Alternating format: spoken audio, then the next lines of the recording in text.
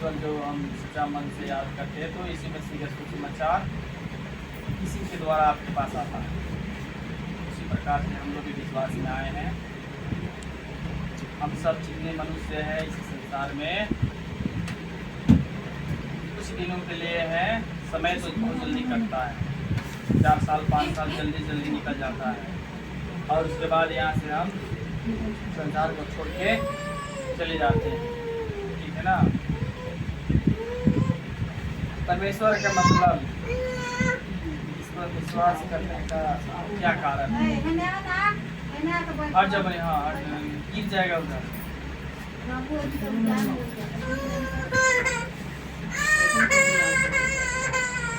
तो एक बार प्रचारक यीशु मसीह का प्रचार करने वाला जीसस का प्रचार करने वाला व्यक्ति जा रहा है, मतलब टेम्पू पे ऑटो रिक्शा पे। तो उसी ने ड्राइवर से बात किया कि आप सच्चा परमेश्वर के बारे में जानते हैं, ऐसे बोला है। लेकिन उसने क्या बोला? जी हाँ हम जानते हैं। अगर उसका जैकेट उसके सीट के पीछे टंगा है ना, बोला है कि हाँ हम परमेश्वर को जानते हैं। अगर सच्चा मन से अगर हम विश्वास करेंगे तो ये जैकेट भी परमेश्वर बन जाएगा। तो ड्राइवर ने बोला है। अरे उसने बोला अरे कैसे होगा, ये जैकेट कैसे परमेश्वर बन जाएगा? नहीं, आप सच्चा मन से याद कीजिएगा तो ये जैकेट भी परमेश्वर बन जाएगा, ऐसे बोला है। उसी प्रकार से एक लड़का जो मसीह के बारे में जान गया और तेजी से आगे बढ़ रहा है, प्रचार कर रहा है।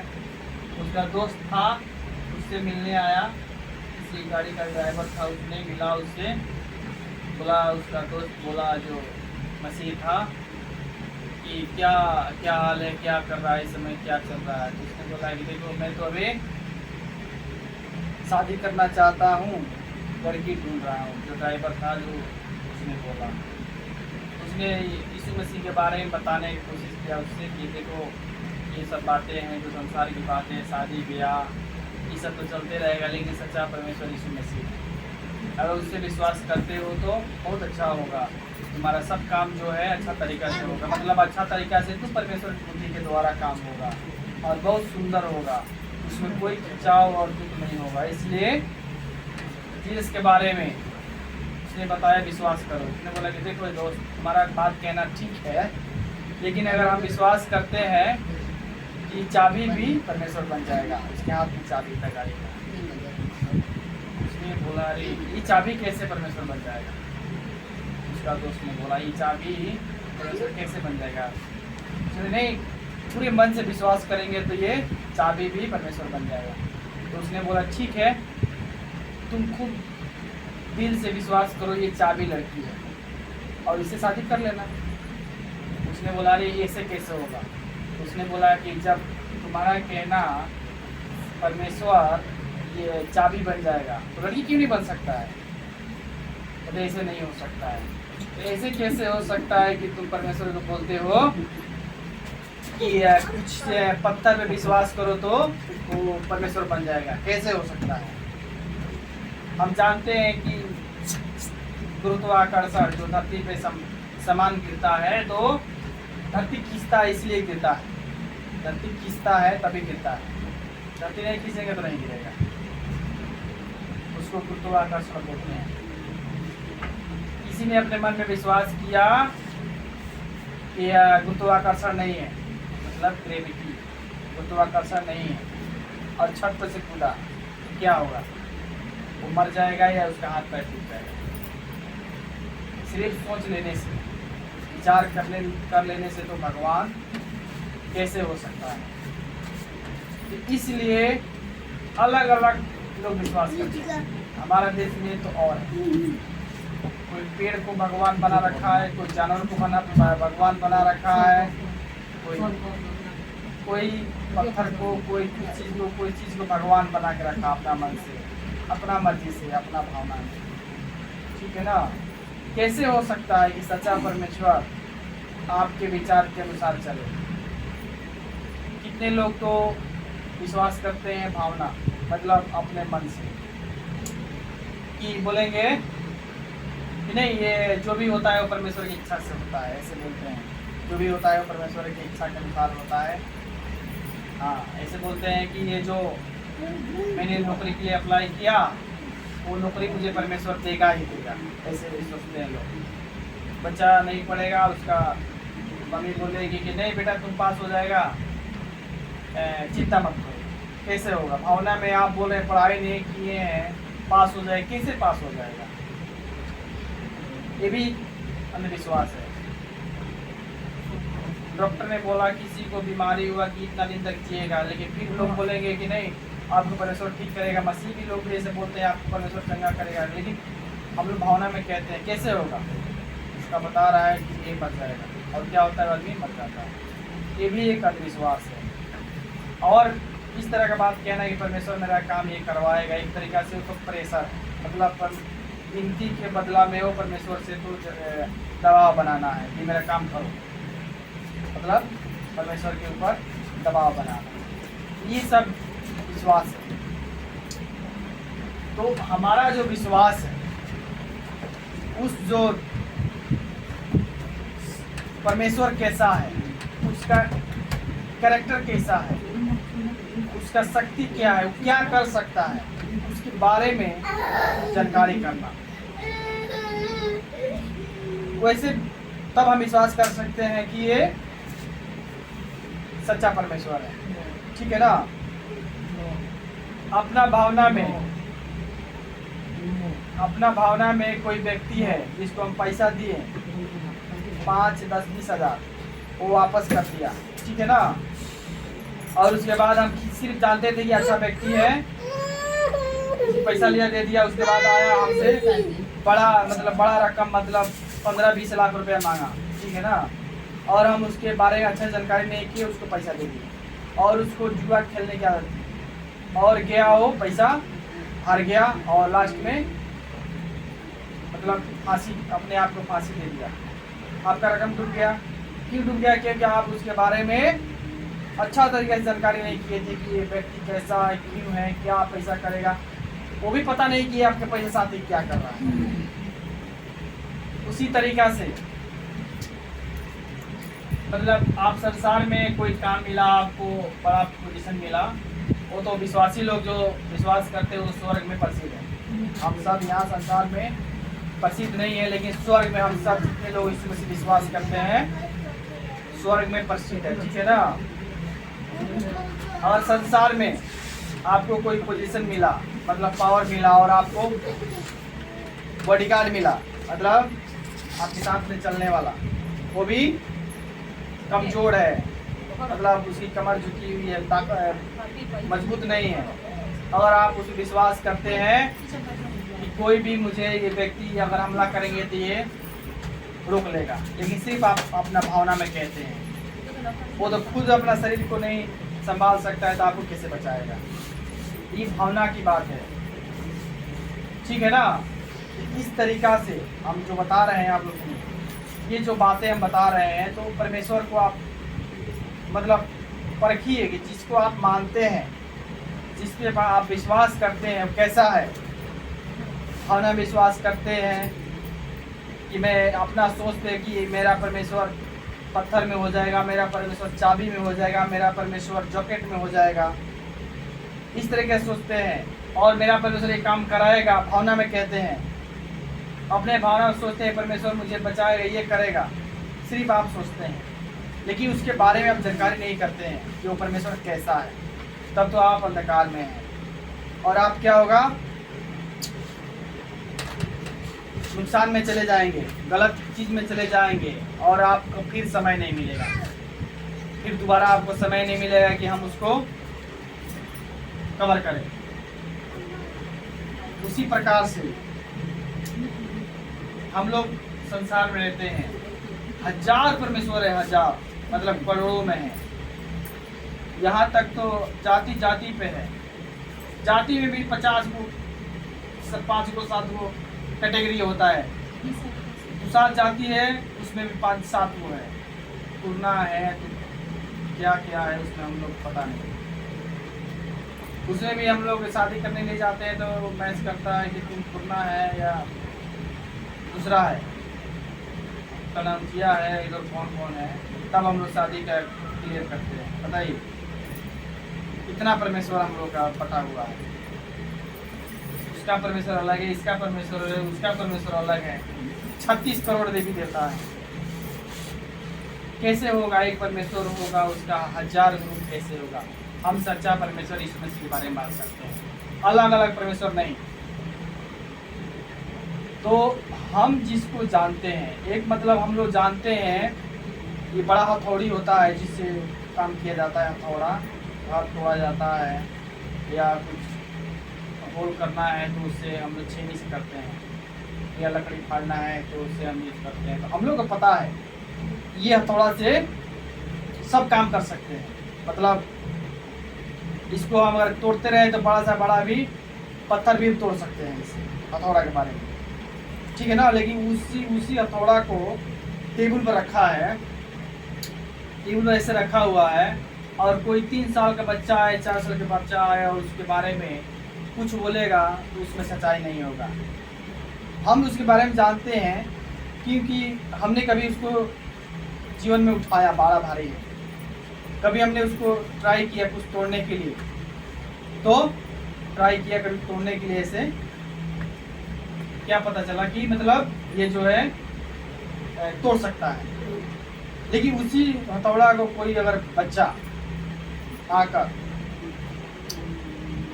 बोले कि नहीं ये तोड़ सकता है, ये कोई भी चीज़ को तोड़ सकता है, बहुत भारी है, उसमें सच्चाई नहीं होगा क्योंकि उसने उसको नहीं उठाया है, उसको ट्राई नहीं किया है। तो हमारा जो परमेश्वर है जिसको हम विश्वास करते हैं, अलग अलग परमेश्वर नहीं, सिर्फ एक परमेश्वर, सच्चा परमेश्वर यीशु मसीह, उसके बारे में हम बताते हैं, उसका मतलब हकीकत कि उसने क्या किया अपने समय में, वो परमेश्वर लायक है नहीं, उसने अपने जीवन में जब तक इस पृथ्वी था कि उसने क्या क्या किया। उसने देखिए यीशु मसीह, सिर्फ उसका हम इतिहास पढ़ेंगे, उसका बारे में पढ़ेंगे, बाइबल पढ़ेंगे, सब चीज़ पता होगा। सच्चा परमेश्वर जो हमारा परमेश्वर है, महान परमेश्वर है। अगर आप कोई से पूछेंगे तो कोई भी बताते हैं परमेश्वर, परमेश्वर दयालु है, अनुग्रहकारी है, प्रेमी है। वो तो बात सही है कि परमेश्वर दया करने वाला है, अनुग्रहकारी है, बहुत अच्छी बात है। लेकिन ये भी बात याद कीजिए, परमेश्वर न्यायी है, उस सबका न्याय करेगा, ठीक है ना। उस सबका न्याय करेगा, भले कोई भी व्यक्ति हो। हमारा यीशु मसीह जब इसी संसार में 2000 साल पहले थे, आप उसका जन्म, यीशु मसीह का जन्म का जगह में पता कर सकते हैं, उसके बारे में, यीशु मसीह के बारे में पता कर सकते हैं। उसका जन्म हुआ, अभी तक वो घर है जहाँ पे यीशु मसीह ने चमत्कार किया, मतलब बड़ा बड़ा चमत्कार, मुर्दा को जिंदा करना, 4 दिन हो गया मर गया उसका, मतलब विश्वासी परिवार का एक भाई 4 दिन बसा रहा था। उसका बहन बोलती है कि अरे प्रभु उसमें से बदबू आ रहा है। उसका परिवार है, भाई बहन एक में खाया है, एक साथ रहा है, उसके लिए 4 दिन रोई है, मतलब मेरे भाई के लिए रोई है, ऐसे रो रो रो के मेरा भाई मर गया, मेरा भाई मर गया। उसने बोली है कि प्रभु इसमें से स्मेल आ रहा है, महक रहा है, अब तो सड़ गया। तो यीशु मसीह ने क्या बोला कि तुम विश्वास करोगी तो परमेश्वर राज्य को देखेगी। तो उसने बोला ठीक है प्रभु, मुझे मालूम है जब आपका राज्य आएगा तो मेरा भाई जिंदा होगा। उसने इससे बोली कि मतलब हम भी प्रचार करते हैं कि आप यीशु मसीह विश्वास करते हैं, तो जब हम यीशु मसीह का राज्य आएगा, परमेश्वर जब हमारा प्रभु आएगा संसार में, आकाश में बादल में, तो हम जिंदा होकर चले जाएंगे, हम लोग मालूम है। ऐसे ही प्रचार, उसने भी यही विचार किया था। लेकिन उसने बोला नहीं, तो विश्वास करो तो परमेश्वर राज्य को देखोगे। और यीशु मसीह ने बोला ठीक है, कहाँ पे रखा है? उसने बोला कि यहाँ रखा है। ठीक है, उसने बोला ठीक है, पत्थर को हटाओ। परमेश्वर को, यीशु मसीह को मालूम है कि ये सब ठीक हो जाएगा, जिंदा हो जाएगा। लेकिन उसने बोला हे पिता, जैसे आपने पहले मेरी सुना है, आज भी सुने, लोगों को बताने के लिए कि देखो मैं कौन हूँ। और लाजर को बोला कि लाजर बाहर निकल आओ, और उसने 4 दिन से मर गया, उसने जिंदा होकर वापस मतलब आ गया। मतलब कितना बड़ी बात है, हम मर जाते हैं संसार में, हम सड़ जाएंगे, गल जाएंगे, हमारा शरीर नहीं रहेगा, कीड़ा खा जाएगा, कुछ भी हो जाएगा, लेकिन परमेश्वर में जिंदा करने के लिए उसके पास शक्ति है, पावर है। हम सबको जितना लोग विश्वास करते हैं, आज मर जाएंगे कोई दिक्कत नहीं है, प्रभु हमको जिंदा करेगा। इसलिए दुखी होने की कोई बात नहीं, बीमारी से मर सकते हैं, एक्सीडेंट से भी हो सकता है, मतलब समझने के लिए विश्वास में, ऐसे नहीं कि आप मर जाएंगे। मैंने ऐसे नहीं बोला कि आप आज मरिए कल मरिए एक्सीडेंट, नहीं, प्रभु तो आपको सब चीज़ से बचाएगा, आपकी पूरा उम्र तक जिलाएगा, बुढ़ापे तक जिलाएगा, तब आप मरेंगे। लेकिन हो सकता है आप मृत्यु से नहीं डरे, आपको प्रभु जिंदा करने के लिए शक्ति रखता है। तो हमारा परमेश्वर यीशु मसीह जो, उसके बारे में पता कीजिए, मतलब उसके बारे में सोचिए, पता कीजिए, आप जैसे पता करना है। उसने क्या काम किया, मुर्दा को जिंदा किया, कोड़ी सबसे खराब बीमारी है उसको ठीक किया, अंधा बचपन से बिल्कुल आँख नहीं उसको ठीक किया, उसके बाद पानी पे चला, आंधी को रोका, ठीक है ना। असहाय एक विधवा थी, एक ही लड़का है, मर गया, लोग ले जा रहे हैं दफनाने के लिए, रास्ते में देखा है परमेश्वर यीशु मसीह करुणामय परमेश्वर है, उसको करुणा में दया आया, ये एक ही औरत है, इसका एक ही बेटा है, कौन इसको सहायता करेगा, मर गया, इसको कोई हेल्प करने वाला कोई नहीं है, उसने रुकाया और वहाँ पे जिंदा किया उसको, और अपने बेटा को जिंदा लेके गई। बताइए कितनी बड़ी बात है। इसलिए हमारा महान परमेश्वर यीशु मसीह, इसके बारे में हम आप सबको बताते हैं। जितने बातों मैंने बताया इसके पहले, मतलब भावना, अपने मत विचार वाला परमेश्वर, ऐसे लोग बना के रखा अपना परमेश्वर, और क्या होगा लास्ट में, वो भी उसी भावना में चले जाएंगे, इस भावना से उन्होंने विश्वास किया, और उनके साथ तो धोखा हो जाएगा, और उसके बाद यहाँ से जाने के बाद तो दुख तकलीफ मिलेगा। कोई उपाय नहीं है, यीशु मसीह के अलावा अपने जीवन को बचाना असंभव है। देखिए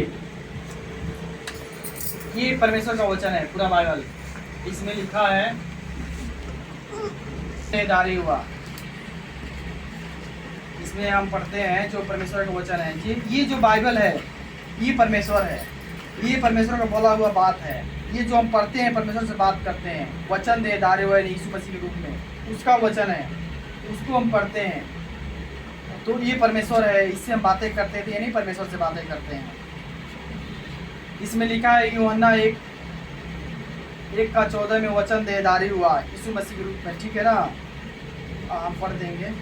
देखिए आदि में वचन था, आदि यानी शुरू में वचन था, और वचन परमेश्वर के साथ था, और वचन परमेश्वर था, मतलब सब कुछ वचन था। यही आदि में परमेश्वर के साथ था, सब कुछ उसी के द्वारा उत्पन्न हुआ, जो कुछ उत्पन्न हुआ है उसमें से कोई भी वस्तु उसके बिना उत्पन्न नहीं हुई। उसमें जीवन था, वह जीवन मनुष्य की ज्योति था। ज्योति अंधकार में चमकती है और अंधकार ने उसे ग्रहण नहीं किया। मतलब आज भी ज्योति अंधकार में चमक रही है, लेकिन अंधकार यानी संसार में अंधकार है, लोग नहीं स्वीकार करना चाहते हैं ये यीशु मसीह को। 14 में लिखा हुआ वचन देहधारी हुआ। आप लोग पास बाइबल रखना चाहिए, क्योंकि बताने समझने के लिए तो वचन तबके पढ़ने के लिए बहुत ज़रूरी है। तो वचन मतलब यीशु मसीह के बारे वचन इसका देहधारी हुआ, और प्रभु का वचन हम सबको मिला है कि हम सच्चा परमेश्वर के बारे में जानें।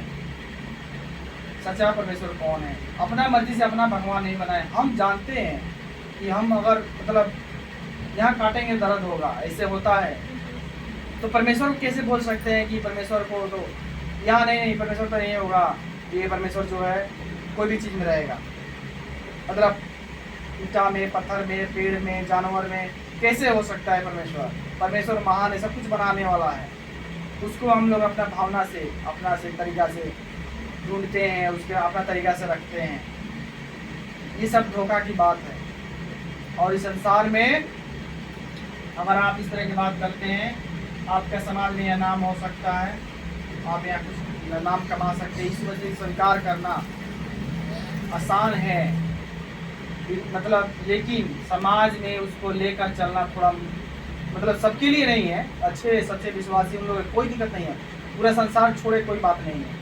लेकिन कुछ कुछ हमारा विश्वास कम होने के कारण कभी कभी प्रेशर आता है, रिश्तेदारी लोग है, गांव का लोग है, कोई कोई है, ये लोग बोलता है कि ये तो अच्छा आदमी नहीं है, ये तरह पर गया या इसने कुछ अपना सब कुछ छोड़ दिया, ये नई बात मानता है, इस तरह की बात होती है। आप लोग मतलब याद कीजिए, हो सकता है कभी कभी ऐसा समय आए, लेकिन इसमें डराने घबराने की कोई ज़रूरत नहीं है, क्योंकि परमेश्वर आपके साथ है, उसका प्रेम आपके साथ है।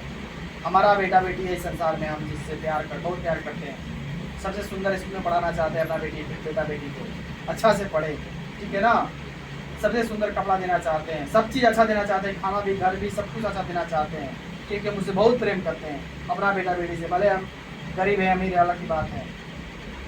उसी प्रकार से परमेश्वर जो हम जिस पे हम विश्वास करते हैं वो उसका हम बेटा बेटी हैं, ठीक है ना। जैसे हमारा बेटा बेटी है वैसे हम उसका बेटा बेटी है।